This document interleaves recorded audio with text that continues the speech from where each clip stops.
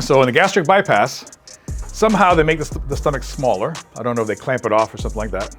And then they bypass the entire small intestine and go from the end of the stomach into the large intestine. That's barbaric as far as I'm concerned. It's a way of getting them to lose weight. These folks have to go through meetings with 2 or 3 people that have had the surgery before they decide to have the surgery so that they understand what the life changes are, right? Because your life changes completely when you don't have a small intestine, right? People still decide to go through with it. It's bizarre.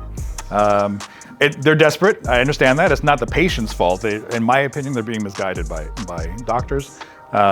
So to get rid of the very part of your body that absorbs nutrients, it's just a bizarre solution to me. There's so many other ways to do that, right?